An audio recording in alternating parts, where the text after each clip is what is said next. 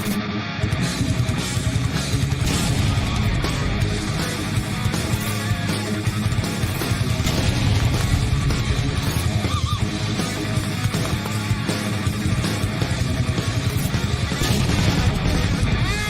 are the Hollywood Paranormal Detectives. What's up, everybody? It is week number 4 for HPD Live, and here we are, doing it every week. HPD in your face, talking to the paranormal people you want to know about, and with me, as always, my right-hand man, the dark side himself, Brian Ray. Hi. Hey, Brian, how are you today? I'm good. You're looking freshly and shaved. I'm gonna be in everyone's face too. We also have, you got to say her name 3 times to make her appear, 3GD, Emily. Ooh, hi. How are you today, my friend? I'm great. How are you? We are going to have a great show. Are you excited? I am. I'm totally pumped. You know who else is excited? Our newest and truest, our very own little psychic medium, Ms. Mandy. What's up? All right, you guys. Tonight we have a very special guest who runs one of the most successful haunted event companies out there. We have Mr. Steve Brodt. Whoop, whoop. Whoop. Yay. Oh my God. I mean, just Nice like we to did meet you, before, Steve. look at those Ouija boards, my friend. Nice to meet my you guys. God. Thank you guys for having me on. I appreciate it. Yes, I do have some Ouija boards. Got a few there. I might have I need a more appropriate background. Just a couple. Yeah, just a couple. It's not the amount of Ouija boards. It's not the size of your Ouija board. It's, I don't know. I'm not compensating. It's what you can conjure with them. That's right. What That's you right. do with them. That's important. Welcome to the show. We're Hollywood Paranormal Detectives. We have some mutual friends. I know that Matt Warner is a buddy of mine, that me and him were almost ghost hunters together. And I see you guys on some social media together. And you've also been social media buddies with Emily for a while, right? Yes. Yeah, I just got off a live with Matt about 25 minutes ago. Before this, we were talking our next documentary that's coming up here soon, and we're going to be filming. And I have known, I think, Emily for like probably seven years now. It's been a few years, I would say. Yeah. Time flies. I don't even know what year it is anymore. It does. We've been online for a while, so yeah. Especially missing 2020, and then 2021 was like rehab. Yeah. And then like 2022, everybody's like, all right, let's go. We're back. 2020 was great. I officially launched my event company in September of 2019. So that was awesome for 2020 to happen right after that. It was perfect. Yeah.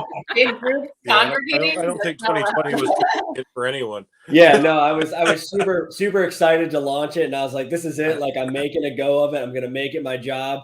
Yeah. And then like 6 months later, they were like, hey, you're not allowed to hang out with anybody. Yeah. That hurt events, but we made it work.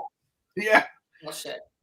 Take it away, Emily. I don't too much because you guys are doing really well. So we're doing good. It's been crazy. 2020 was like obviously a slower year.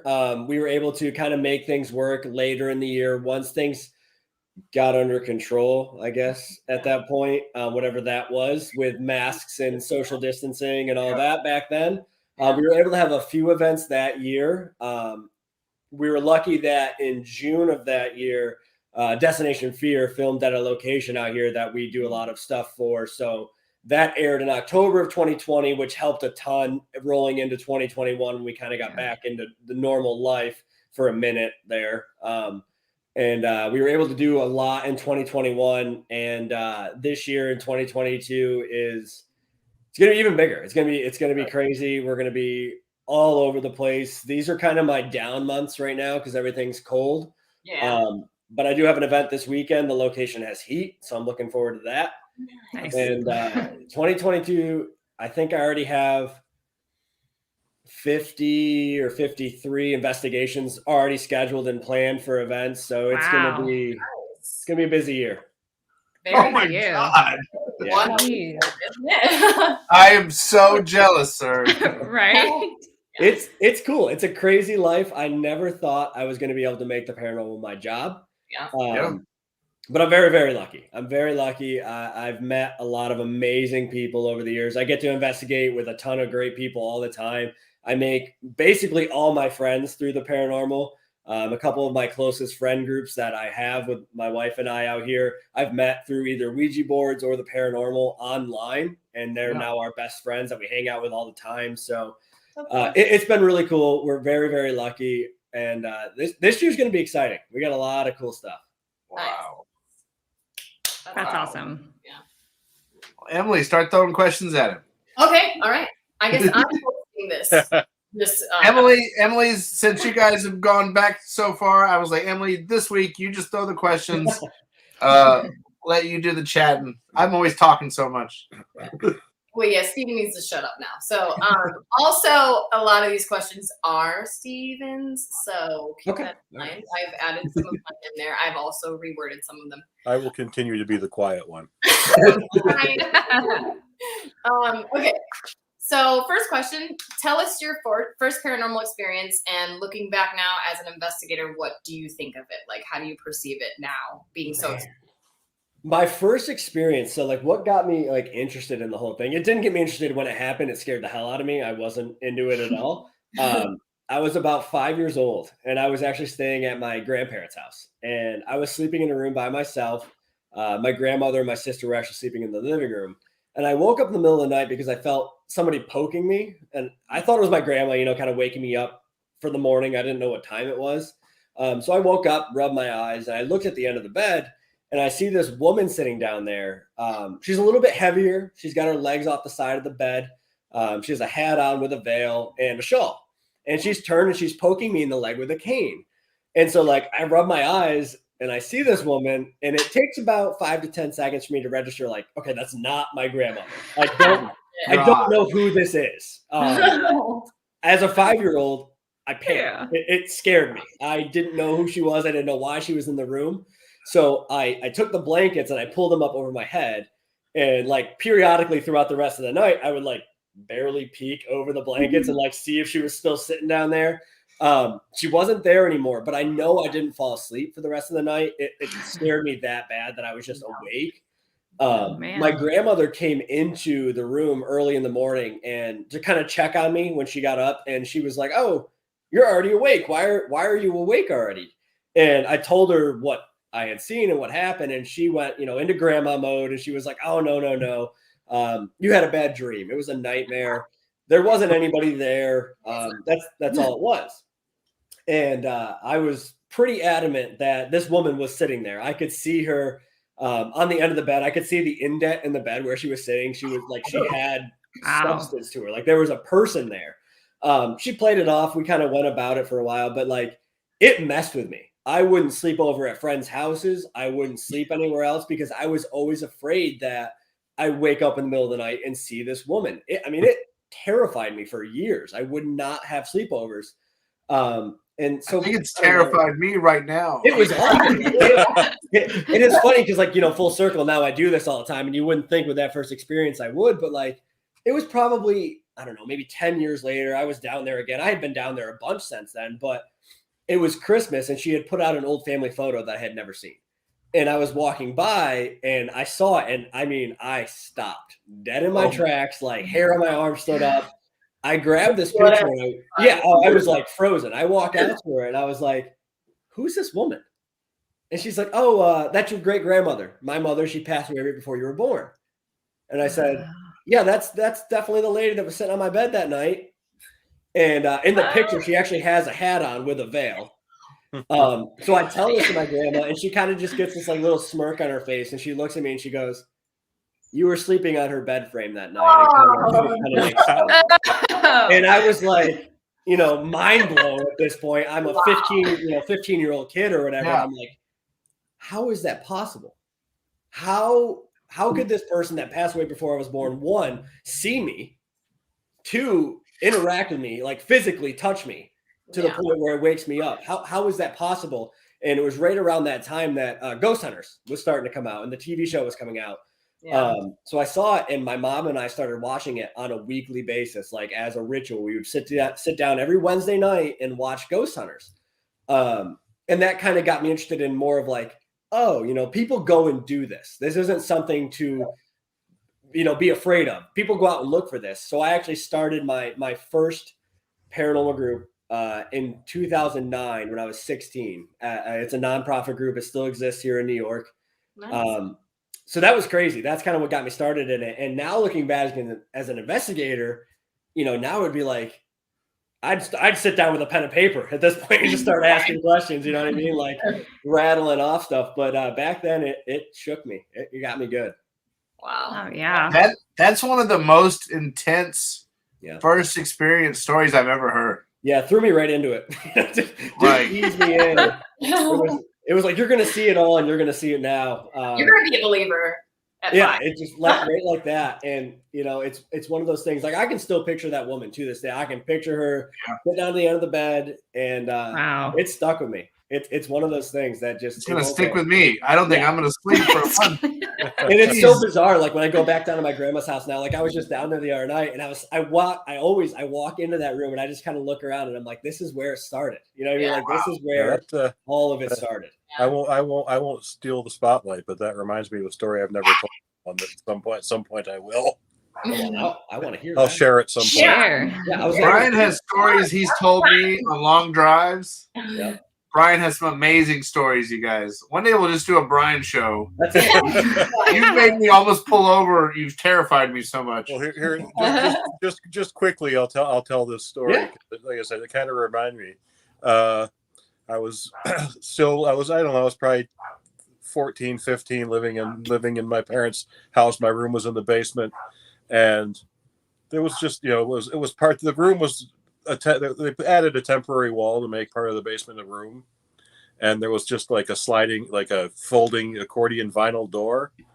And I woke up one night to the sound of that door opening, and I looked, and this older African American gentleman walked into the room, sat down on the edge of the bed, and then the same gentleman stepped into the doorway from outside. And the one sitting on the bed turned to him and said, "Hello, James." And the other one said, "Hello, James." And then they disappeared. That's like that makes me think of that happened 2 or 3 times in that same night, and then never again.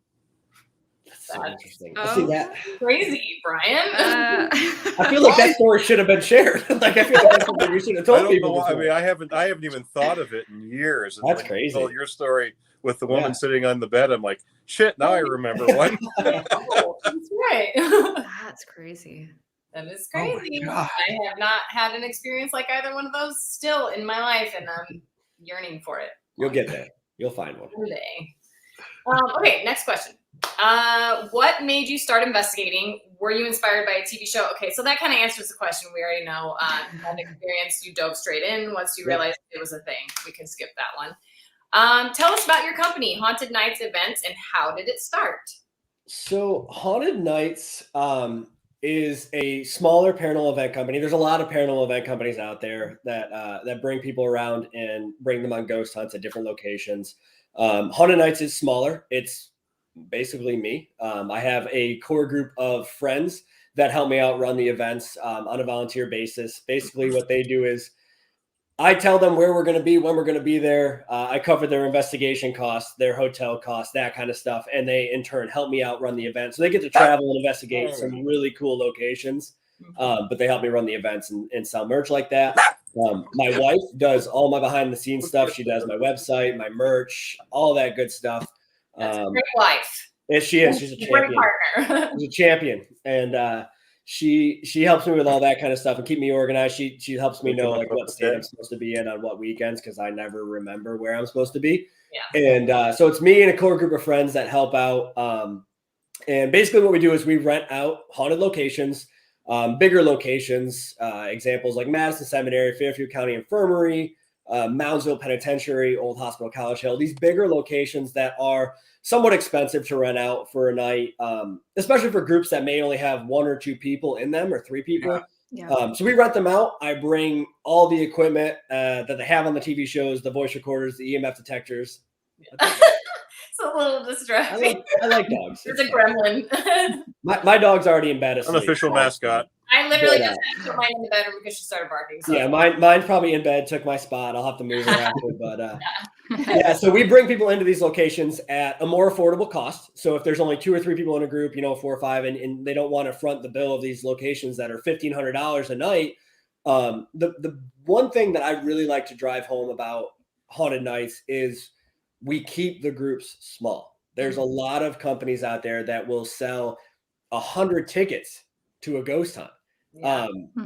That's not a ghost Worthless. hunt to me. That's impossible. How are you going to do that? That's actually going to go into another question later. That's just tourism. That's exactly. And there's a market for that. And you know what? Go for it. No matter the size of the location, the most tickets we will ever sell for any location. We've actually never even done it before. This year will be the first time we've ever sold more than 20. We'll sell 25 for a location this year. 99% of our locations are capped at 20 people. For example, Moundsville Penitentiary, it's 240,000 square feet. I sell 20 tickets. You don't even know people are there. Yeah. The way our events also run, because we keep our groups smaller, it's a free roam investigation. If you get there at 8:00 and you sign in and you have your own equipment and you don't want to hang out with us, I'll see you at 4:00 in the morning. That's really cool. That's I'm great. just getting you in there. I'm getting you in there at a more affordable cost. I'm in there because I want to investigate. So if you want to hang out and investigate with me and my staff, have at it. If you have your own stuff or you want to use our stuff, we bring a ton of stuff. We hand it out. Yeah. If you don't want to see me until 4:00 in the morning, I'll see you at 4:00 in the morning when it ends. I'm not going to bother you. You're free to wander off and go do whatever you want. If you want to investigate with us for an hour and then go off, go for it.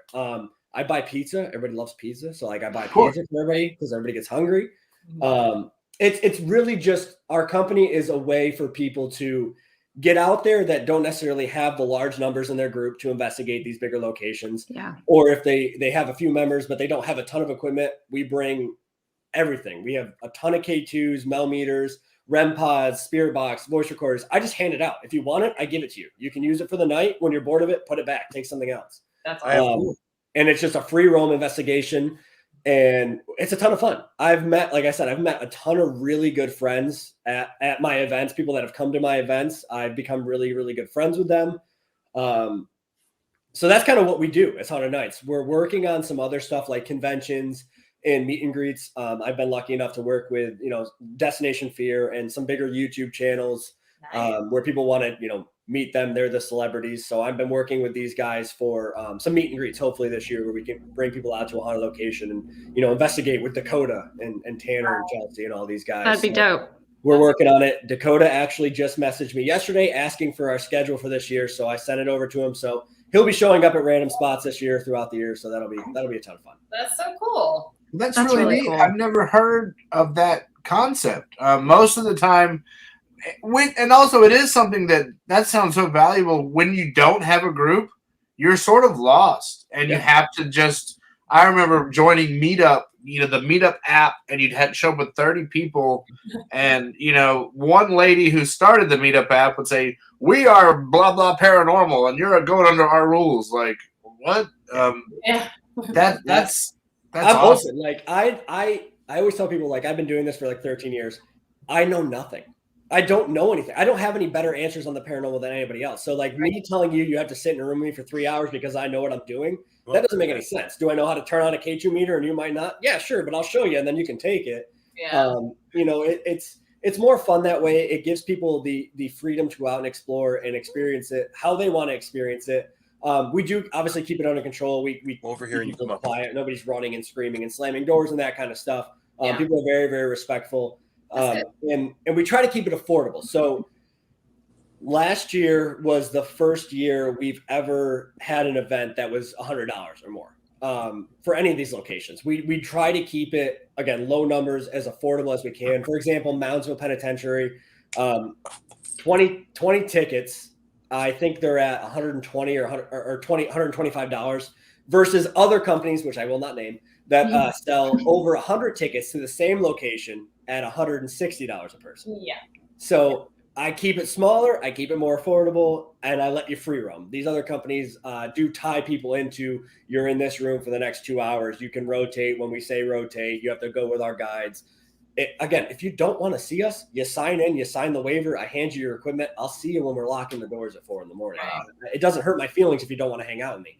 I get a lot of investigators on my events, which is fantastic. There's people that come to my events with cases and cases of equipment because it's more affordable for them to come to my event with 2 or 3 people than it is to rent a Moundsville out. And they might not have a team. Right. Exactly. Yeah. I get a lot of solo. Yeah. I get a lot of solo investigators that come out. I just want to point out Courtney Eastman's clapping and the hoodie. So Courtney is the Ghoul Guide. Yeah. Oh, cool. One of my good friends. She's one of the ones that helps me out with a lot of my events. Super, super good friend of mine, Courtney. So Ghoul Guide on Instagram. Cool. She's so super cool. She takes Polaroids at all of our events, like a cool location, and then she sells them online. So you can get like these super one-of-a-kind Polaroids of all these things for $5. That's really awesome. Cool. That's awesome. Well, That's I think that like the way you host these events is exactly what I think every paranormal investigator wants to experience. Because Gina and I, you know, when we first started Three Girls in the Dark, like we did our own thing, but then we were like, let's hit this tour just to check out this location and see what it's all about. Yeah. And the tour would not be worth it every time. We'd be like, wow, that was a waste of money, just because we wanted to get more information. But it was just like we should have just did our own research and then rented it out ourselves, just because there's so many people, there's so much contamination, there's just it was just too much. So you know, and there's a lot of cool things, like, you know, some of the locations, for example, we're doing a battleship in North Carolina this year, which I've never done a battleship. I'm super excited about it. And they're great. Like, a lot of these locations are super, super cool to work with. Anybody who buys a ticket to our event gets free admission for a daytime tour at the battleship. So like you can go during the day and walk around and do all that, and then come back at night and investigate. And it's really cool. We do like a history tour, a history briefing at each location with the staff when everybody gets there. So like the people that work there, they're the ones telling you their history. They're telling you what's going on. They're walking you around. And then at that point, after that, they release us, and it's a free roam at that point. So you get your information, you get your history, and then you're free to investigate and spend your time where you want. Cool. Wow. See, that's awesome. Like when I was first starting out, it was like, okay, I'm going to do this, but where can I go? Right. And then it's like, okay, so I'm going to pay $1,000 for just myself to go somewhere because I didn't have a group. And so having something like what you have is, I mean, it's an easy concept, but like nobody's doing it. Right. So that's really awesome. And I love it. I like I said, I get to meet like Courtney, for example, the Ghoul Guide. She came to one of my events actually a year ago in February, and we met up at the event. She bought a ticket. We talked, really hit it off, like clicked. We have the same ideas, same mindset for investigating. We're kind of on the same wavelength. And so we just kind of built this friendship. And now she's one of my core helpers at all of these events that gets to go around and investigate and help me run the events. And she's a big, big help. I've put Courtney in some terrible situations in the last year in locations, some really awful spots and buildings. And she has survived. Alexis there. Alexis, I'll see this weekend also at an event. She's coming up from Tennessee. So awesome. I was just telling Emily today. Remember, I was like, I can't believe how affordable his things are. Like, I appreciate it. I don't believe it. Big things. Like, I really try to keep them as affordable as possible. It's like a lot of these locations that we go to are paid by the person. So like I pay for myself for the event. I have to pay for myself and my staff to go investigate also. So I try to keep these prices as affordable as I can while also still spoiling my dog and my wife. Yeah. That's important. That's the key. I don't make any money from it. It goes right to that. Right. Okay, next question.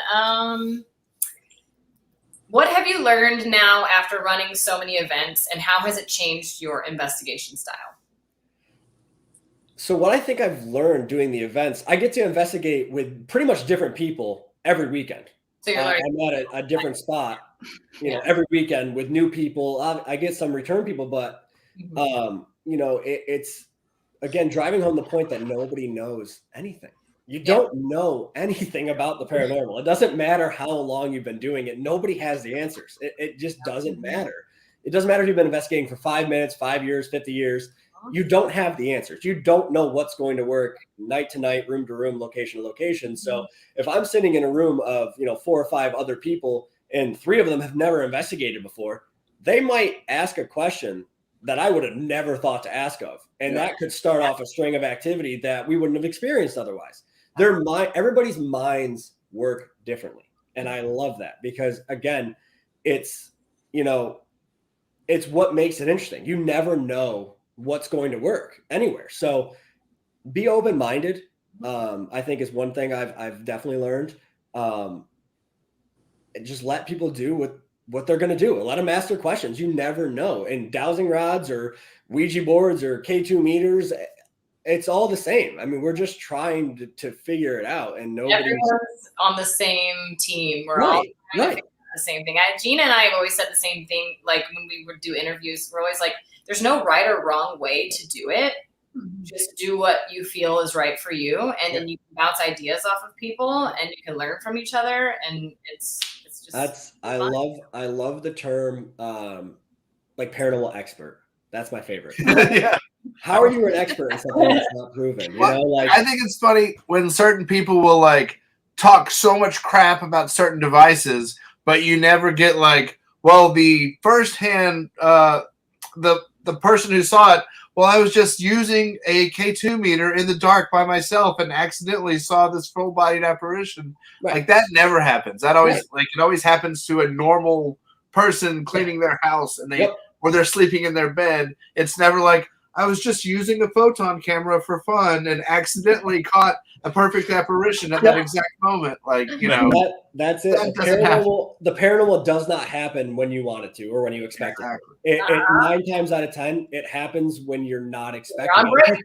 If you're thinking about the stories that you hear from a lot of these locations, from the staff or whatever, like the staff at these locations are not ghost hunting 99% of the time they're there. They're doing the job. You know what I mean? They're walking around giving tours or sweeping or cleaning, and they're like, oh yeah, the door opened by itself, or I saw somebody walk by. You know, for us to be like, I'm going to go in there from 8 p.m. to 4 a.m. and I'm going to see a ghost. And if it doesn't happen, the building's not haunted. Like that's just dumb. It is. Yeah. That's another thing. Like Gina and I will always say, we want to do daytime investigations because ghosts don't only come out in the dark and at night. And we always liked to record video or audio while we're taking break, while we're eating snacks, while we're just bullshitting, like on a break time, because that seems to be when a lot of activity happens because you're not actually paying attention and wanting for it. It's like watching a pot, boil kind of situation. Like you're sitting there, you're waiting, and it's nothing's happening, and you're getting bored, and then your attention is on something else, and then it starts happening. So it's like it's anytime, any day, Fort Mifflin in Philadelphia is my favorite example. Like I've investigated there twice at night, but I've gone to the day tour like 3 or 4 times. I've had more activity during the day than at night, by far. 100% by far. I've had way more stuff happen to me during the day there than at night. Yeah. Well, I mean, the obvious thing is just that night vision is cinematic when you're doing it. It's creepier. It's scarier. That's what it's cool. It's scary. As a complete non-believer, I find all the evidence to be extremely inconvenient. Yeah, for real. No, like for real. Like, that's like the best way to explain it. Like really, it is. Like there's never that one piece of evidence that you're like, okay, that's it. Like how do you know what I mean? Like there's always like, well, the camera was just off. Just off the camera, and this happened over here. Yeah. And in the night vision, like you said, it's not helpful. Like it's scarier for TV. It's good for that kind of stuff. The only benefit I like of a night vision over like a camera light is if you have a camera light, it's gonna be a lot harder for you to see shadows because your eyes aren't gonna adjust and that kind of thing. That's the only thing I see versus night vision. I don't think you're gonna catch anything better in night vision. Right, I mean, I do think it's good for your personal experience whenever you have the lights out and stuff like that, because like your senses are heightened. So you might personally experience something more in the dark in night vision instead of having a light versus capturing something on your device. Yep. But it's absolutely here nor there. So agreed. Okay, next question. With these events having large groups of people, which I guess that kind of goes to what we were talking about earlier, because you don't have large groups of people. What is still 20 is a lot. 20, especially 20 is a lot. It is. 20 is a lot, but when you're spaced out, like you said, that it kind of, the question kind of maybe doesn't really go with the way you had events, because it was more of when you have 20 or more people in a room, what was the best experience that they've had all together as one? But I guess that's not really how you. Well, I can think of one. So there are times in the night where everybody kind of wants to go and like hang out, and investigate a spot. For example, Fairfield County Infirmary in Ohio last year. It was winding down. It was probably 2 or 3 o'clock in the morning. Most of my events go till about 4 or 5, depending on the location. And we had a few people that had left. So we had about 15 people left. And all of us were taking a break, like getting a drink of soda or whatever. And we were all like, where's everybody want to go? Everybody wanted to go up to the attic in the asylum. So we all, as a group, 15 of us, went up to the 3rd floor of Fairfield County Infirmary. And we sat in one little area. We all kind of sat in like a U shape. And we were looking towards the doorway to the stairs. There's a doorway in front of us to an area called the chicken coop, which was like a different part of the building. And then there's a hallway to the left where they actually used to chain people up. So we're all sitting down there in a U looking this way. And the big thing at my events is like, I don't want to be the first person to say something if I hear, see, or feel something, because I don't want people to think I'm making things up so people come back to my events. You know what I mean? So like, I don't say anything. Like I really try to keep it quiet. I appreciate that honesty and the reason why you do that. I just don't want people to be like, oh, he's saying he saw a shadow, so like we want to come back to Fairfield next time. Right. You know what I mean? So like, I try to be as quiet as I can. If I see something absolutely crazy, I'll draw attention to it. But like most of the time, I try to just stay pretty neutral and just hang out. And so I'm kind of sitting there with this group of people, and I'm off to the side of them, and I'm watching them all look down at this hallway. And we're doing EVP sessions, and nothing's really happening. We're not getting anything. And then I see one person kind of like turn their head. So I kind of look down there, and I don't really see anything.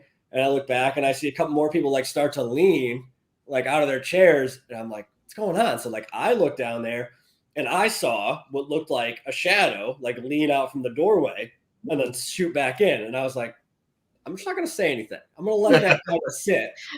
And then like, as I saw it, I saw like 5 people like immediately just go like this and like point. And I was like, okay, like everybody else saw it. You know what I mean? So I was like, what'd you guys see? And they were all like, there was a person down there. They leaned out and like ran back. And like, it was literally a group of 15 people. We were watching shadows go back and forth for probably 10 minutes up there. Wow. And it was super, super cool. But it was really cool because it was that big group. And you don't get stuff like that a ton with a big group like that. Yeah. But it was cool. All of us were sitting there and like, everybody's like, it just did it again. Like, oh, it's on that side now. Or, oh my God, it's a lot closer now. Like, you know what I mean? Like it's gotten closer. So that was probably the biggest like group experience we've had anywhere. Moundsville Penitentiary, there was probably a group of like 6 or 8 of us on the infirmary floor. And we were chasing knocks and bangs back and forth. It was 100 degrees. It was awful. I hated it. I was like, can you just make a noise on one end and like let us hang out down here for a while? I don't want to run back and it's so hot. Like I just didn't want to move. Yeah. But I mean, it was like we'd hear a knock and like footsteps at one end. We'd all go down there, and then we'd hear like a door slam at the other end. We'd all go down there, and then we'd hear like shuffling it was nonstop. So that's like another pretty good sized group experience that we had last year. That's cool. That's awesome. That's good that What you a get great experience with a large group of people, you know, and I love seeing people's reactions. I think it's funny. I think it's funny as hell. Like, you know what I mean? Like we've been doing this for a long time, so it takes a lot more to get like a big reaction out of us from people that might do it once or twice a year. You know, a flashlight or whatever turns on from us. We're like, oh, that's pretty cool. Like do it again. Flashlight turns on for some people, and they're like, oh my God. You know what I mean? And that's fun for me. I love seeing that. Yeah. I love seeing that. Oh my God. I get so happy because like most of the stuff we have, like something that beeps when you touch it should never beep alone. Never beep. Like that's and for it to beep is like that's it.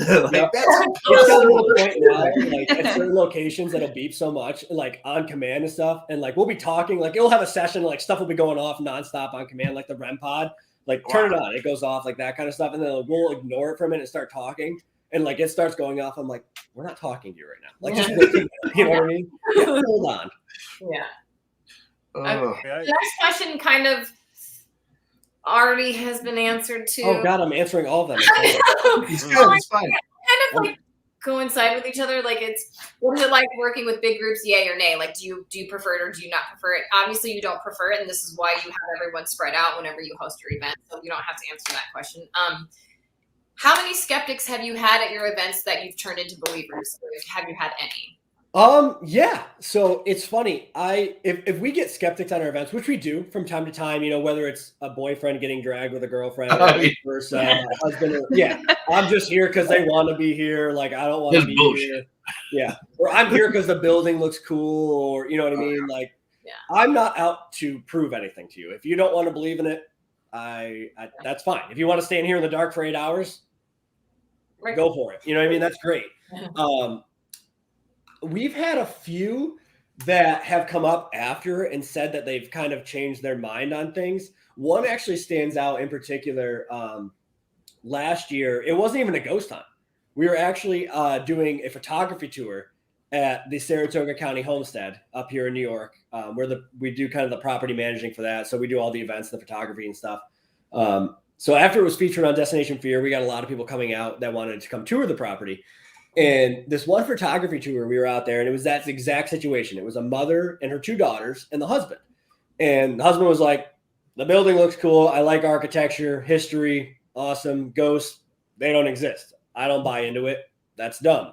I was like, that's fine. This isn't a ghost tour. Come take pictures. That's all we're doing here. And so we were walking. We only sell 10 tickets per photography tour. We keep them very small. So we're walking down the basement floor. And I'm kind of talking to a couple people, and he's standing there with me. And we get in the maintenance hallway of the basement, which is pitch black no matter what time of day it is. There's no windows. It's pitch black. So we're walking, and we're kind of talking, and he's right behind me. And he said he felt his daughter come up behind him and grab his arm to like show him something, like, tap on his arm to pull him into one of the rooms. So we turned around to ask her what, and there was nobody behind him anywhere. And he's like, I felt a hand like physically grabbed my elbow twice. He didn't say anything to me when it first happened, but I did notice that like he stopped talking for the rest of the tour. He didn't leave his wife's side for the rest of the tour. He kind of just stood there with like his hands in his pockets and kind of like looked around. They came back about a week later for one of our volunteer cleanup days we were doing up there. And they you do so much. Wow. We do a lot up there. And it's a hardworking man. So they pull into the parking lot, and this guy jumped out of the car. Like he jumped out of the car and ran right up to me, and he was like, dude. And I was like, what? Like what? Like what happened? And he's like, it's real. And I was like, what do you mean? And then I was like, I know, but like, what do you mean? And like, he kind of went into it and explained the story, and I was just kind of like, yeah, like that happened. That happens sometimes. I'm happy for him. He was like, it was cool because he was like super, super into it. He was really excited about it. And he's like, I want to get back in there now and see if it, something happens again. So it was cool. He was really, really excited about it. That's cool. So did they actually like come to a tour afterwards? Yeah. They did the cleanup day, and then they came back for another photography tour later in the year. Like, and they were like, oh, we went home and rewatched the Destination Fear episode. We watched cool. the Sam and Colby episode, the YouTube channel that had been out there. He's like, we watched that episode. We researched it. He's like, it's amazing. He's like, I wonder if it was the maintenance guy that's supposed to hunt. You know what I mean? Like, so he really looked into it and got into it. That's so cool. That's awesome. Okay, so do people get scared at your events? That's an obvious yes. Has anyone left, or have you ever had to end an event because of unsafe paranormal conditions like scratching or anything that like has caused too much of a stir for people?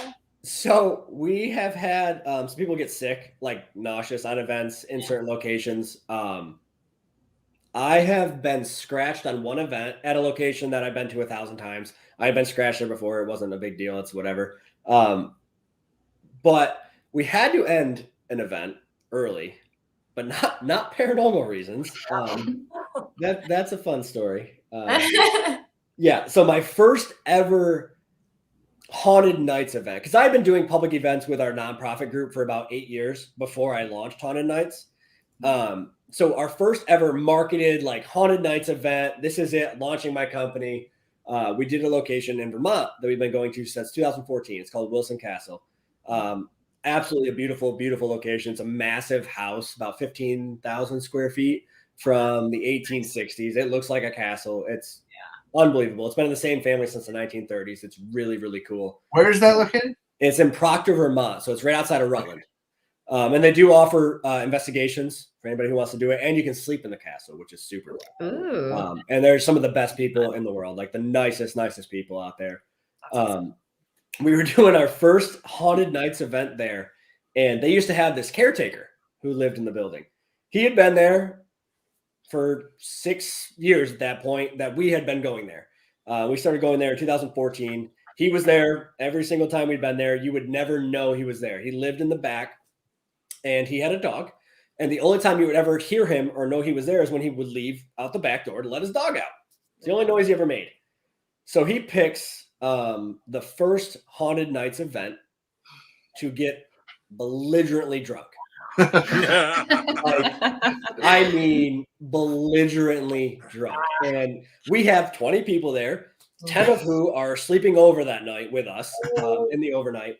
And he lived in the back part in like the servants' quarters. And that usually is just closed off. They had a door, you close it off, you don't go in it. So we're in the top floor investigating at one point, and we hear this scream.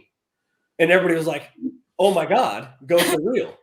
You know what I mean? Like, what is it? And I was like, I don't know. That sounded a little bit more live. So I walked downstairs and like I kind of like peek around the corner to the servants area, and I just see a light on where he in his room, and I see a light on across the hall, and then I just see things start flying across the hall, and I'm like, oh my God, this is the poltergeist. Like, what is happening here? Wow. There's clothes and like books and all this stuff, and I was like, oh my God, what is happening? And then I see him. So he was really drunk, listening to music, screaming, and throwing things for some reason. And so I was like, okay, I was like, can you not do that? Like, can you just chill for a minute? Yeah. Like I paid to rent the building out for my event tonight, and he was intoxicated. We got a little bit confrontational. Long story short, 5 Vermont state troopers came. Oh my God. They basically said, it's his house. He can be as drunk as he wants here. Oh, no. They're like, we can't do anything. He's not breaking any law. He can be as drunk as he wants in his house. And so at about 1 o'clock in the morning, I had to end the event. And because I was like, we're not sleeping here with this guy. I don't know him. I don't know what he's got back there. I don't know if he's got his knives or guns. So I was like, yeah, we got to end this. So I had to send everybody home. There were people that had to drive 2 hours back home. I obviously refunded everybody at the event and had to send out a big email apologizing for everybody. So that was my first event as Haunted Nights. So that was a good sign, I think. I'm glad that didn't deter you from doing it again. It made me nervous. And then COVID hit, luckily, so I had a little bit of time to think about it. I had a little bit of time to plan it out. And I don't think I've ever heard COVID hit, luckily. Luckily, like, it worked out perfectly for me there. And so I was able to work with them. They had dealt with some issues with him before, so he ended up being like, he left the building after that. So we've been back there for the last 2 years, and everything's been fantastic. And now we have a new location to investigate there because the service quarters are open. So good. Yay. So that was the only time I've ever had to end an event early, and it had nothing to do with ghosts. Well, that's unfortunate, but I'm glad it worked out in the end. It was terrifying and entertaining at the same time. Okay. Have you done a location and thought the location was too dangerous for amateurs? Paranormal wise, obviously. Paranormal wise? I don't mean like, floor like safe flooring and things like that. Because I was going to say, kind of like how Patty said that, first, if you're going to start investigating, don't start in the deep end. Like, the only place that I've been to that I would caution people about, it's so hard because like I'm not religious at all. So like possession, that kind of stuff, like that's out the door for me. Like I just don't buy into it a lot. I think it's super like dramatized by Hollywood and all that kind of stuff. So that is kind of hard for me. The only place I will ever say that has kind of changed my outlook and makes me a little bit more aware of how vulnerable you can be to this kind of stuff is Madison Seminary in Madison, Ohio. Yeah. Again, not religious, possession, not a thing. Right. I've investigated Madison probably 20 to 25 times in the last 4 or 5 years. There's one investigation that I did there. My mom has been investigating me since 2009. So she's been investigating me the whole time. My mom, my grandpa, like we're all in it. And she cried this one night. Oh. I don't remember a portion of the night at all. Oh, wow. I don't know what happened. I'm not going to say it was paranormal. I'm not going to say it was anything like that because I don't know. Yeah. But I was in a room and I was in there with other investigators. I knew some weird things were going on, like some weird things that I was saying that didn't make a ton of sense, and like things that I was thinking didn't make a lot of sense. I walked out of the room and I guess I was standing at the top of the stairs on the 3rd floor, and like they had went down and told one of the volunteers I was acting a little bit weird. So he had come up to basically be like, "Hey, why don't you come take a break for a minute, like chill." Him and one of our investigators came up and they were talking to me. I don't remember it. I didn't acknowledge them. They said things to me. I ignored them and I walked right past them. And I went downstairs. I went into the break room. I guess I was like super monotone and I kept saying the same thing over and over when people would ask me what's going on. It ended up being pretty close to an hour that I don't really remember a lot of, that people had to kind of tell me about. They brought me outside and tried to get me like away from the situation, whatever it was. And I was just like staring up at the building, not acknowledging anything they were saying, like super out of it. And I was out there for maybe 5 or 10 minutes outside. When I walked back in, it was almost just like a light switch. Like I walked in and I was like, I'm hungry. And I went over and like grabbed some pizza and like just started eating. And my mom was literally like in tears. And she's like, what are you doing? Hello.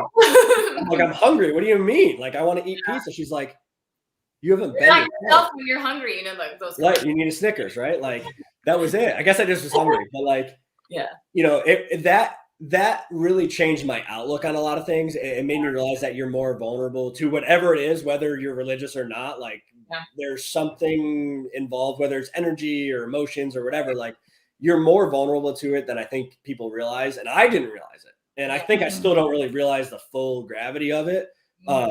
But not remembering a portion of your life is pretty freaky. And, you know, seeing your mom cry after almost 10 years of investigating is a little bit freaky. So that's the one place I would just tell people to keep their guard up. You know, be smart. If you feel weird, pay attention to it, that kind of thing. But I encourage people to go there because it is a very active location. Like, it's a great spot to go. Just be smart and be aware of what's going on. That's all I'd say. That's good. I want to touch base on like losing time and stuff like that because something like that happened with me and Gina at the Villisca Axe Murder House. I don't know if you've heard the story or not. A lot of people that know us and our team have heard the story many times. But we brought an axe to Villisca and Gina brought it inside. And at one point, Gina was not really very responsive and she had this really weird look on her face and she was getting angry for absolutely no reason. And I had to remove her from the house. I told her to go to base camp and she didn't remember probably about 10 minutes of that situation. So it's not, you know, exactly the same story, but it's a similar situation. Same idea. And you guys had some wild stuff caught on like your DVR cameras there too, right? Like that was my favorite investigation so far of my entire life. There's so many things. Like we had the piano play. I remember when you guys were posting all those videos. I was like, damn, like you guys had yourself a night. That night. It was crazy. And then the floor shook. It's all on our YouTube. Everybody. I remember all that. I remember watching those. I was like, I can't believe it was that long ago too. It was like what 2000. That's one spot I haven't been out there yet. I've had plans to go out there. I don't know how you have not been out there yet. I know. It's I want to go so bad. I want to do there. I want to do you know, you can stay the night there just like, you know, the castle you were talking about. And I don't know if it's the same owners as when we went in 2015, but they were really helpful. They were really nice. The caretaker was really nice. We had the entire building to ourselves. We locked it up. We went to dinner, came back, and that was when the piano played when we went to dinner. So thankfully we had like the DVR stuff and we had static EVP going. Had we not done that, we would have never known that the piano played, and I slept underneath the piano that night. So I think that's one of the most interesting things. You know, about the paranormal, you have all these massive hospitals and asylums and prisons and all this stuff. And like some of the most profound stories and evidence that I've heard is from little houses, Villisca, Sally House, Lizzie Borden, like these little tiny houses where something, you know, terrible's happened. Like Sally House, I was supposed to film a documentary there literally the week before COVID. Like we had our plane tickets, we were getting ready to go, and then COVID was like, sorry, you can't go anywhere, and they shut it down that week. So that sucks. But I know a lot of people that have been to Sally House. I know a lot of people that will not even talk about what they experienced at the Sally House. And I'm like, wow, I want to go there. Like what could be so bad in a little tiny house? It's more intriguing that way. Right. Like what is in that little house that people don't even want to talk about their time there? Right. We were going to live there for 4 days. We weren't going to leave, but COVID kind of stopped that. Yeah. Well, I think there should be more of that. I think there should be more like long time investigation. Because you never meet someone that works at the Queen Mary who says they don't have a story. Yep. They've been there so long. I have an idea for a reality show that I'm not going to say here because somebody will steal it real quick. Yeah. But once we're not live anymore, I'll tell you guys because it goes along with that. It's funny, you know. Obviously, locations have to do the time limit for their employees and being open and stuff. But it's so funny, like all of the conclusions in the people in the paranormal field build off of 1 8-hour investigation. Right. Yeah. It's haunted or it's not. Right. Yeah. You were there for 8 hours. Literally, like when Gina and I first started our team, like when we would go investigate, people would be like, so is it haunted? And we're like, well, we were there for 6 hours. I don't know. We go back maybe 5 or 6 more times. We might be hungry, but I don't know. But even locations that if I leave going, it's not that haunted, by the time I look through my evidence, I go, that place is haunted. Dude, that's the funniest thing. Like you'll get in a car after an investigation, and you're like, oh man, that was pretty quiet. Like only this, and this, and this happened. You're like, oh, wait a minute. Yeah, then you go, oh, there was that voice, and then we did chase that shadow down the hall. Like that door opened by itself was pretty cool. Like that time I floated was weird, but like, it wasn't that crazy tonight. You know? Have we ever done anything where we got nothing? I don't. Well, remember we went to Goldfield and left disappointed, but then our evidence is like an hour and 10 minutes long because we have so much stuff. That episode is on our YouTube channel. Go watch. Go watch. But it was one of those we didn't feel like we got a lot, but we were there for 8 hours straight. You know, that's the hard part. Like if you don't have a ton of personal experiences, you're like, oh, that kind of was a bummer. But then you go back through the evidence, you're like, holy crap! Like there's people talking all night. I just couldn't hear them. You get a ton of EVPs. Karina says Courtney's car ghost. Yeah, that was wild. That was wild. We were everything goes back to Courtney. I think Courtney's haunted at this point. We were leaving. We were at Indiana State Sanatorium, which is a newer spot to the paranormal world. We were actually the first event company to get in there last year. We did 2 nights there back to back. For us, it turned into 3 nights because it's a 13.5-hour drive for us. And so we drive everywhere because of all the equipment. That's how people in the Midwest are. We're like, it's only a 10-hour drive. Like, I can get there in half a day. That's nothing. Yeah, so like, nothing. We left our house at like 10:45 in the morning, and by the time we like stopped and all this stuff, we got to Indiana State at like 1 in the morning the next day. Yeah. And so we pulled up, and our friend Addie there, who runs the tours, was like, oh, do you guys want to check out the buildings quick before you go to bed so you can get a game plan for tomorrow? I'm like, yeah, whatever. Like, we'll go walk around super quick. You know, we've only been in the car for 14 hours, so whatever. Yeah. And so we walked through the buildings, and we're like, oh, that's pretty cool. Like, we were up until 4:30 that morning. And then my 2 events went 8 p.m. to 6 a.m. I don't know why I did them 10 hours. It wasn't my best idea, but they were super long, like 3 days in a row. I think I got that entire weekend. I think I got 4.5 hours of sleep between Thursday and Sunday. And it was also 100 degrees every day. So that was super fun. So like we're getting ready to pull away the first night because the way it's set up there, the buildings are like not far, but like far enough to hop in your car, drive down the parking lot, drive, you know, it's faster than walking. You can bring your gear. So we would hop in the car and move location to location. And the base camp building was a little bit off. So you would drive back there to sleep. And we got back in the car. I can't remember if it was the first night or the second night. And we were driving back to the base camp building. And I was in the front, and my manager for Haunted Nights, Dylan, is in the passenger seat, and Courtney's in the back. And it's 6:30 in the morning. You know what I mean? We're not tired or anything. And we're sitting there, and I'm talking to Dylan, and Courtney's back there on her phone doing whatever. And I said, like, oh man, you know, it was a little more quiet tonight. Like, it didn't have that creepy vibe. It didn't feel like that. And he's like, yeah, I get that. And then we both hear Courtney, who we thought, go, hey, like whisper to us. So I said, what? Like, what are you trying to show us? And she's on her phone. She goes, what? I was like, what do you need? She's like, nothing. She's like, it's 6 o'clock in the morning. I won't talk to you. It's 6 o'clock in the morning. And I was like, well, you just said, hey. And she's like, I didn't say anything. I slammed on the brakes. Like I stopped the car. And I was like, you're lying to me.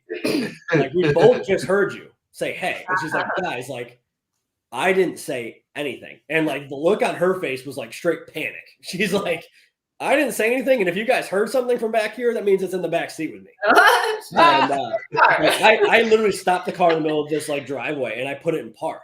And I was like, Courtney, like, all right.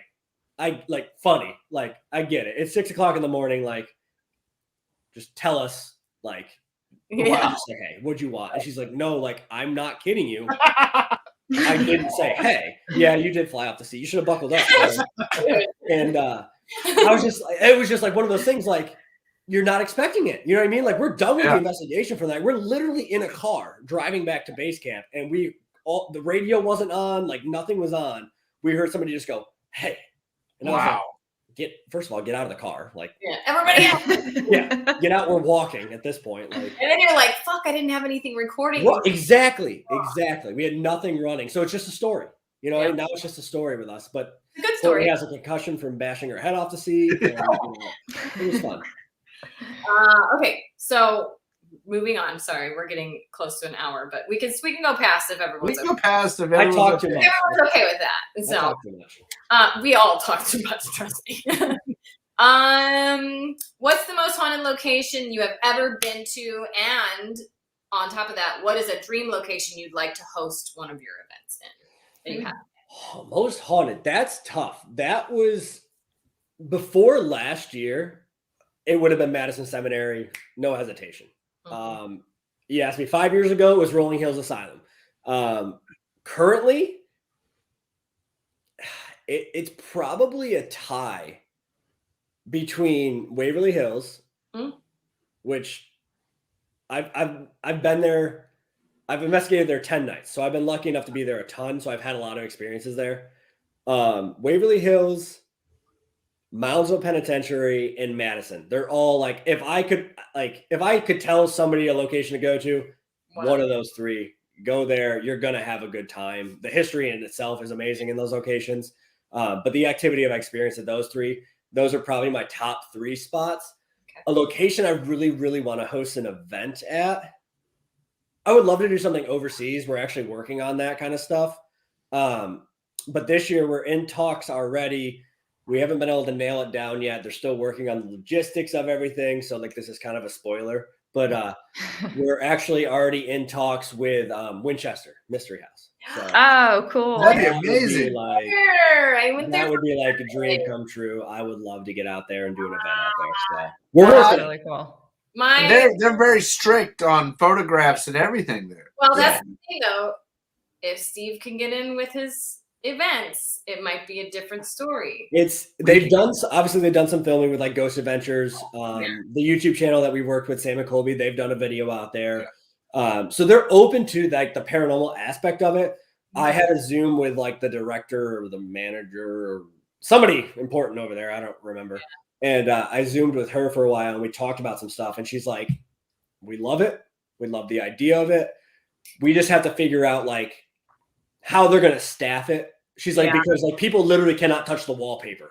In certain parts of the building. She's like, so for an event like that scale, even 20 people to be in there at night, we'd have to have somebody basically with you at all times. It wouldn't be a free roam. Whereas like you go to Moundsville and you knock off some lead paint from the wall, it's not a big deal. You go there and you touch the 150-year-old wallpaper and you ruin it, that's a big deal. So like, we're working on that kind of thing, but hopefully. If not this year, maybe next year. Like the money thing might be, not that I don't know what you guys are in talks of with money, but it's actually a pretty expensive place to even just tour on your own. And there are hundreds of people there a day. I did birthday and it was packed. Yeah. There's like vendors and food everywhere. And it's like a theme park. It's like a little theme park there. Yeah.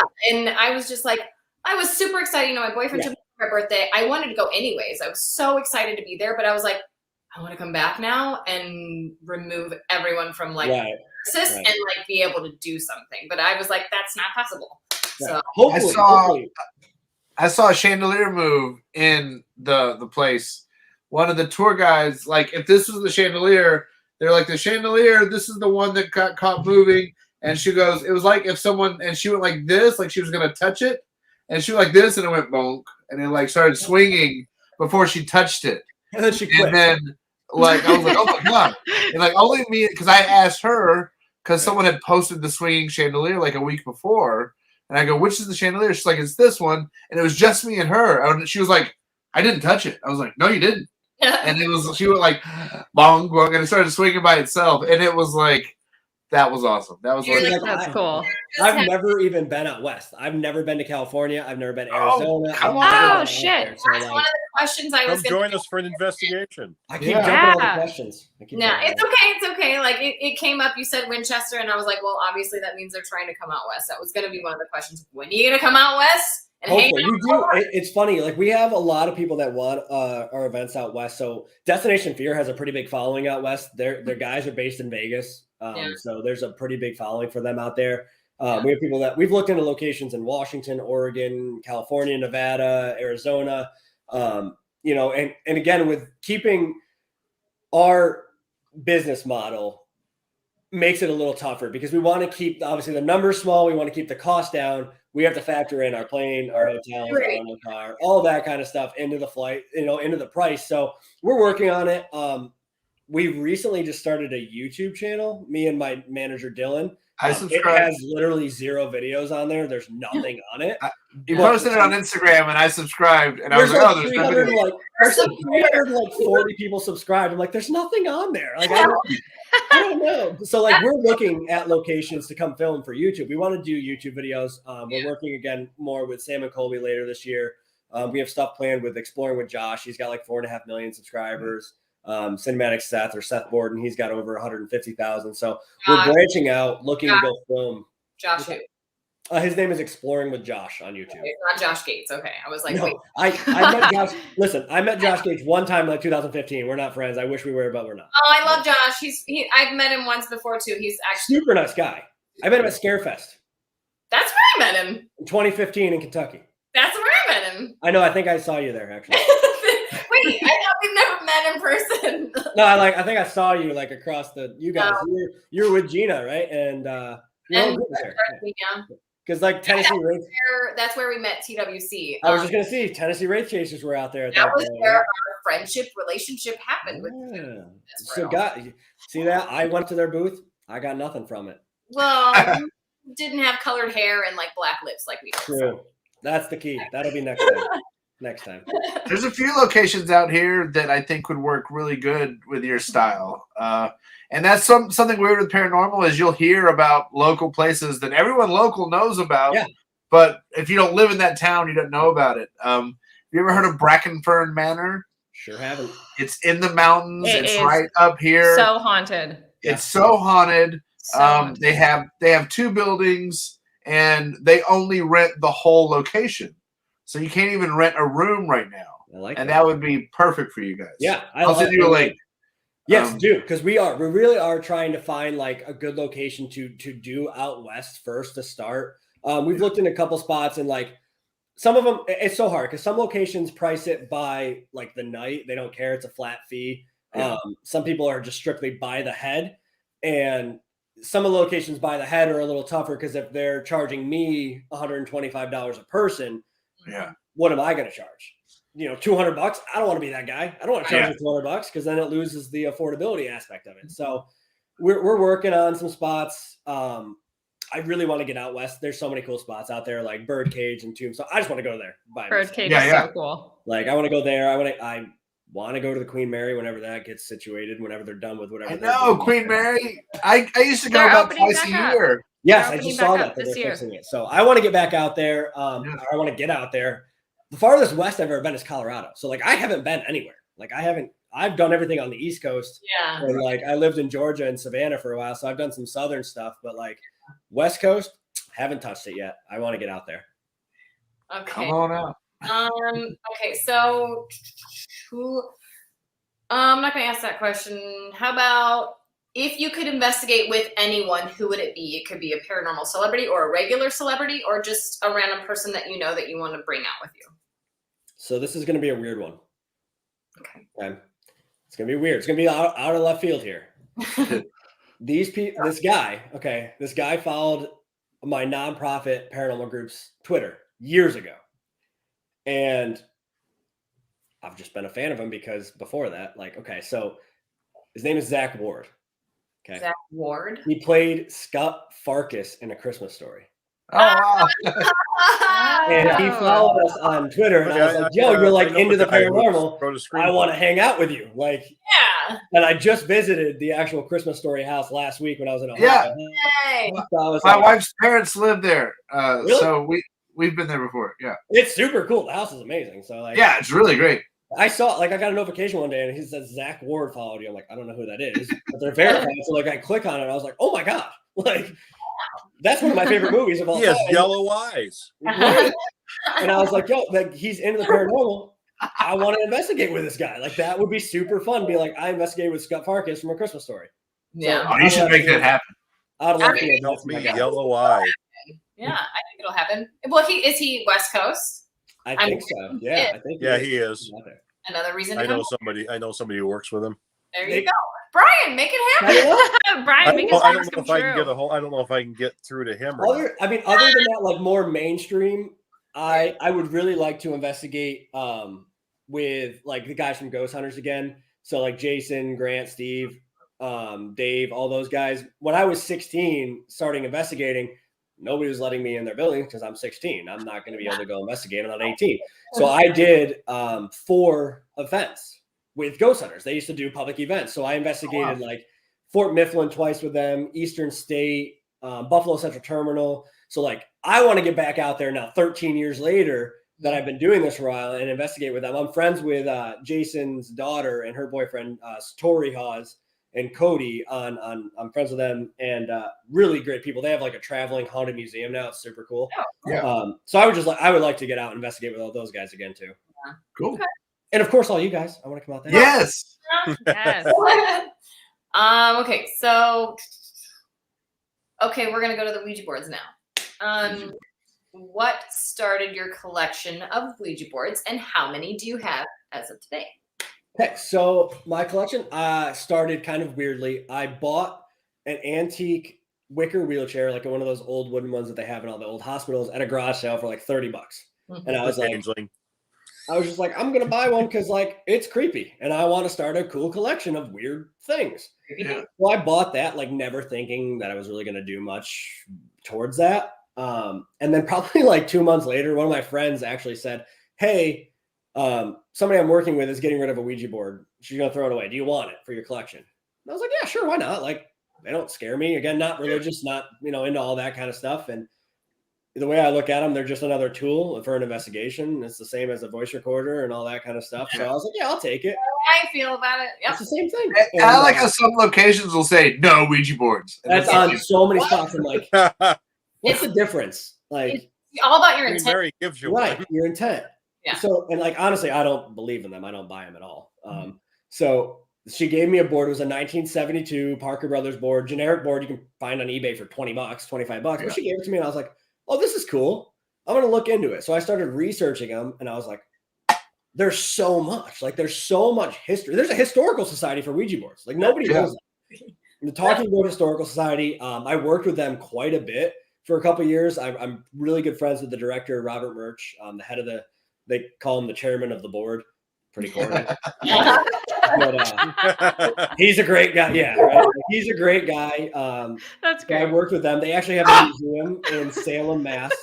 They have some of the world's most rare boards there. Yeah. We built the world's largest Ouija board, Ouijazilla. Oh, I saw that. Yeah, I was part of that. I was going to say about that, right? Yeah, then everybody blamed us for COVID because it was 6 months before that. They're like, you built a big Ouija board and then COVID happened. You guys suck. But so that kind of got me interested in it. I looked into it and I saw all the history. There's so many. It's a very interesting business model more than really anything.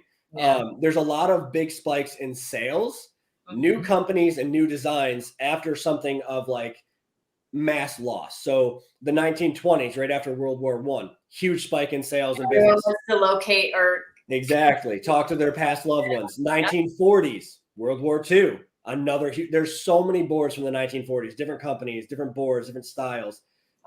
It's a very interesting rabbit hole to go down, all the different like old like lawsuits and trademarks and copyrights, because all of the boards look the same. I mean, there's so many boards that look the exact same. They might change the color. So it was more of like, I wanted to start a creepy collection, but then like the history and all the different variations kind of pulled me in.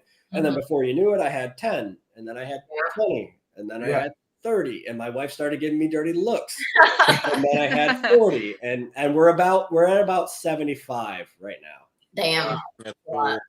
Can you locate the first board on your wall? Is it on your wall behind you? The very first board I got? Yeah.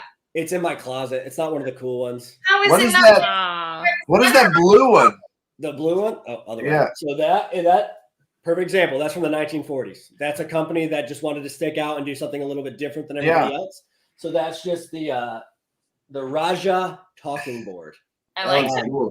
Cool. It's a cool one, but like the first one I got is just a generic like I said, a board of it was 20, it's $20 you buy it online. So that's in my closet. Like some of these boards that I've gotten, I don't pay full price. I'm a bargain shopper. I find cheap stuff at estate sales and online. There's boards I've sold. I mean, there's boards in here that are worth over $1,000. Wow.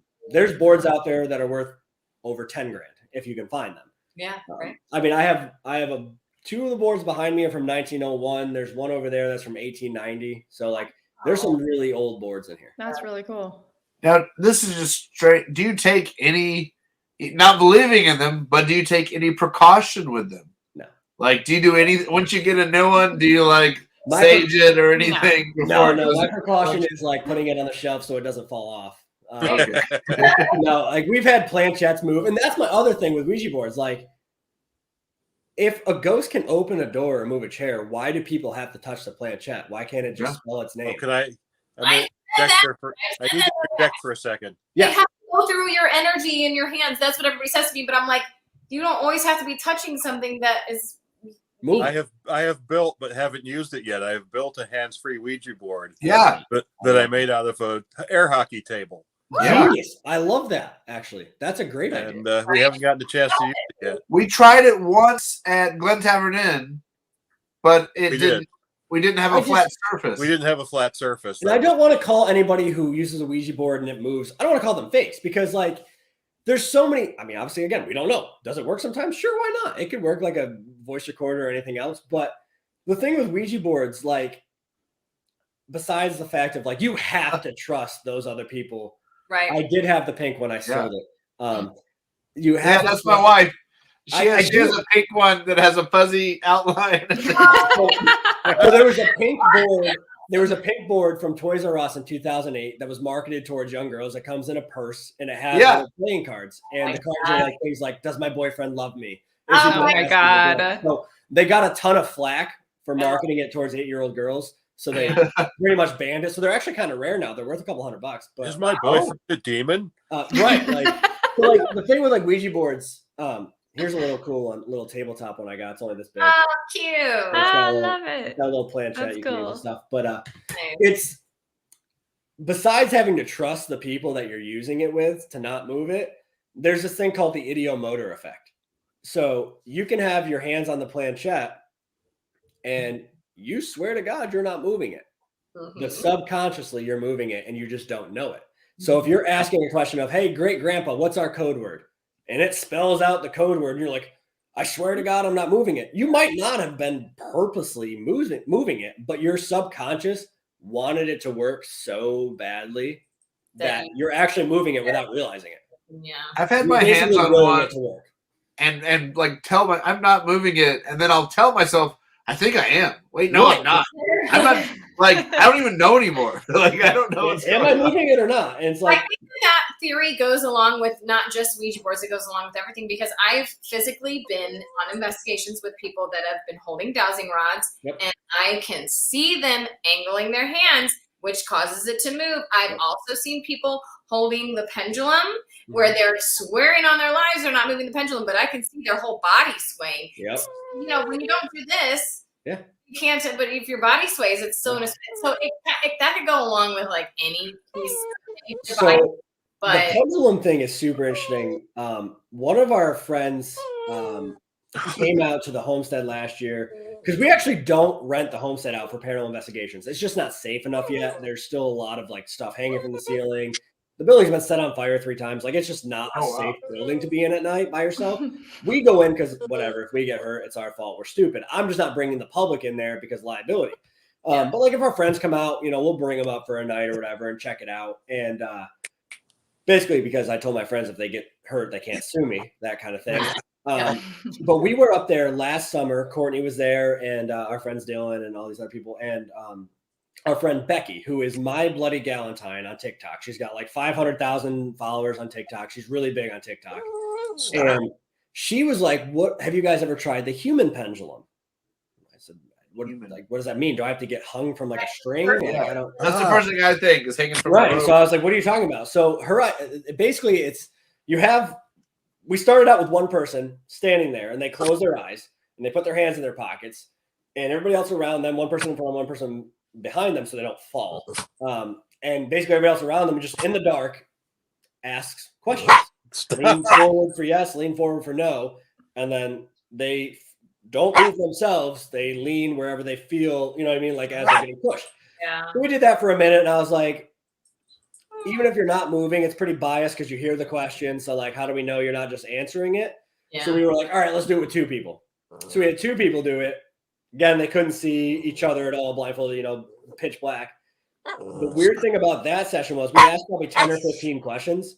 Not one time did they move in different directions. Really? They moved the exact same every time. So I was like, okay, pretty cool. Okay. I want to take it one step further. Like the Estes method, block out their hearing so they can't even hear the questions. Right. So we're going to, noise canceling. It's something new that we've been kind of working with because I still don't know if I necessarily buy the whole thing. But if you take out hearing and seeing and they're not biased and you get 2 people answering the exact same way every time. Yeah. That's interesting. Is it a ghost? I have no idea, but it's weird. I don't, you know what I mean? So human pendulum's an interesting thing I've been kind of looking into more than other stuff now. Yeah. Wow. I've never tried that. That sounds pretty cool. neat. We haven't even tried the Estes yet. We've talked about it, but Estes is I love like the Estes method. Estes is like a go. It's great. It's awesome. It's I think it's way more like solid than a normal spirit box session because again, with a spirit box session, you have the static. There's audio matrixing. So you ask a question, you say, "Hey, can you say the word hello?" Your brain is now programmed to listen for anything that sounds like hello. Mm-hmm. So if you hear a spirit box and you're like, "Can you say hello?" and you hear a little noise, you're like, "Oh my God, I said hello." And you're like, probably didn't. So you do the Estes method where they can't see you, they can't hear you. It takes out the bias. We stretched it this year. We have a friend who's in the state of Washington. Her name's Hannah. And she had an investigation somewhere in Washington the same night that myself, Dylan, and Courtney pops up a lot in these stories. Again, I think Courtney's haunted. We were at the homestead here in New York. So we're like, all right, let's do something wild. Let's just get something crazy here. So I went on Instagram Live. Hannah went on Instagram Live in Washington. I had her join. So we had both the videos going at once. She went under an Estes session in Washington with the headphones on and the blindfold. Courtney went under in New York. And we had them talking to each other. that's cool. It was bizarre. It was one of the weirdest. Like, I was blowing my mind while we were there. I was like, all right, can you guys both say hello? Courtney said, hey. Hannah said, like, hi. I was all right, we're going to count. We said 4, 5, 6. What comes next? Courtney goes 7. Hannah goes 8, like right after another. And there's no way. I mean, there's physically no way that Hannah could hear. She was in Washington.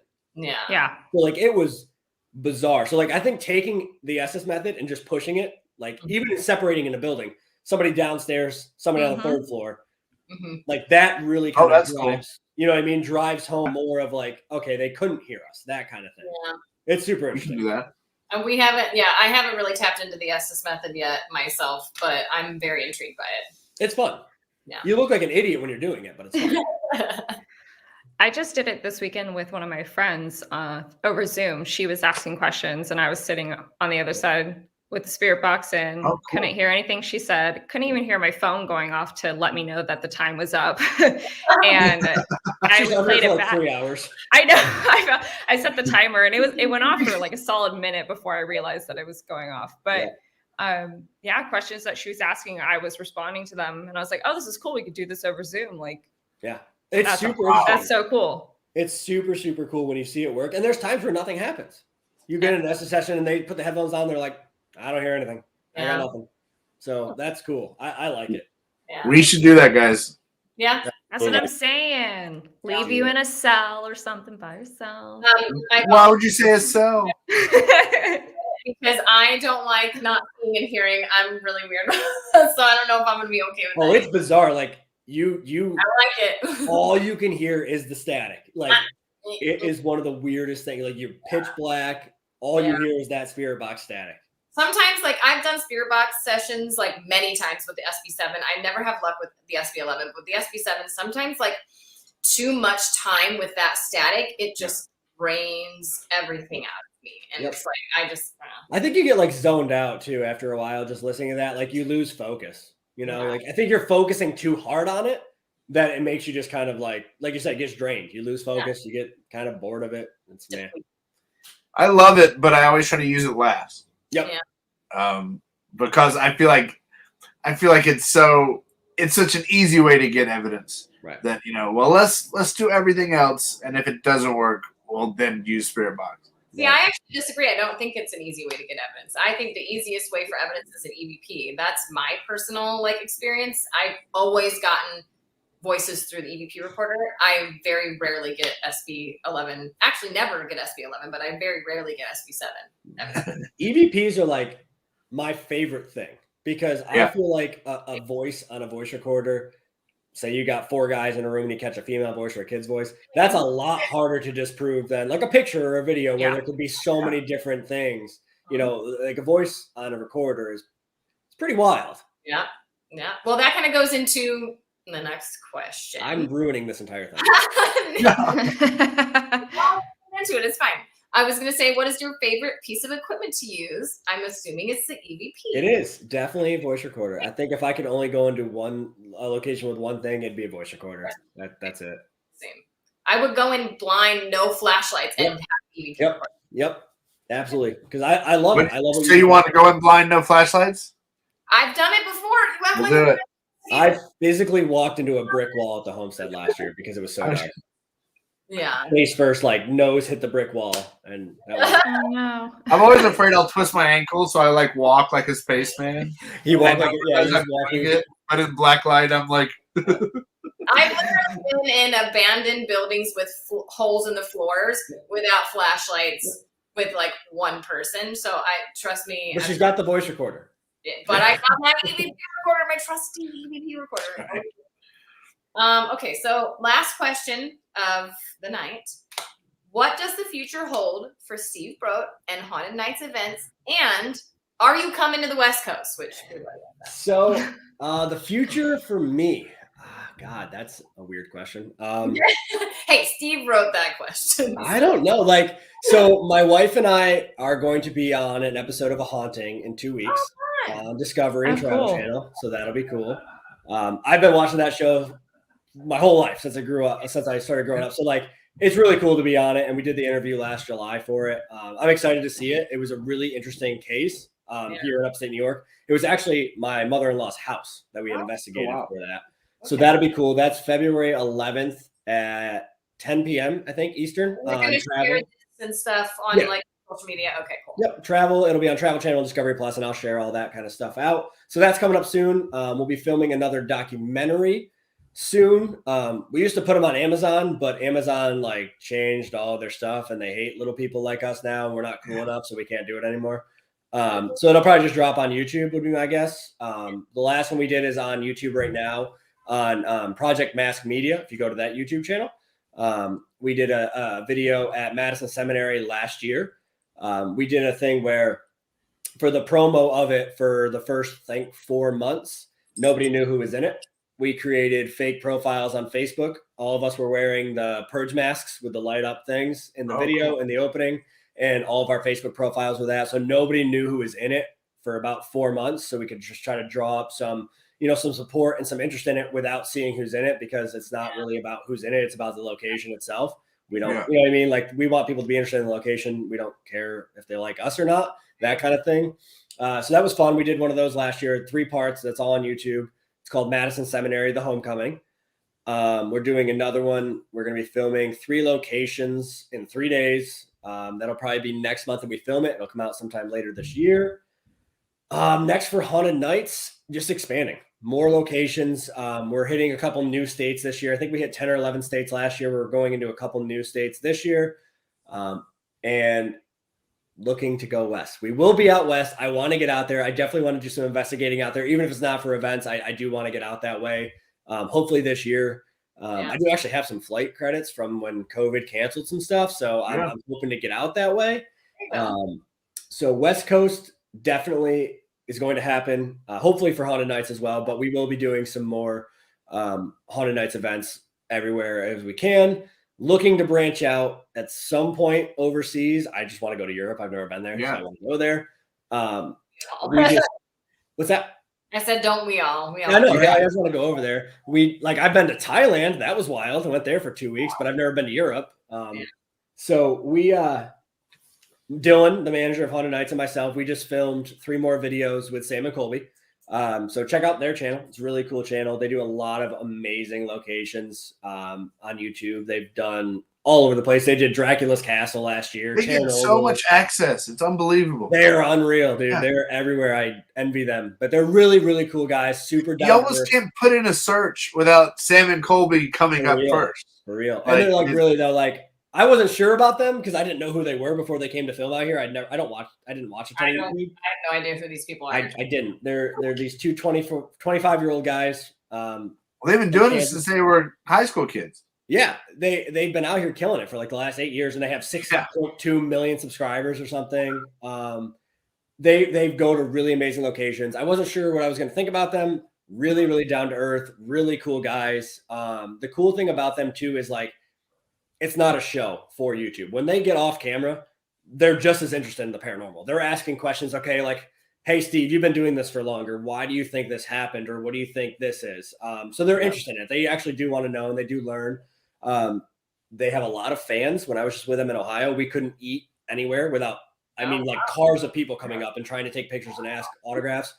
And they said yes to every single person. And that's really cool to me. You know what I mean? They did not turn down anybody at any point. Wrapping up an investigation at 3:00 in the morning. We walked outside. There's people waiting outside. They sat there and talked to them for 15, 20 minutes. Took pictures with them. Really, really cool guys. Really, really down to earth.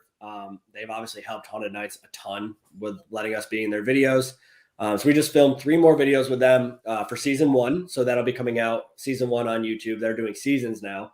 That'll drop sometime in February on Sam and Colby. So that's the cool stuff. That's awesome.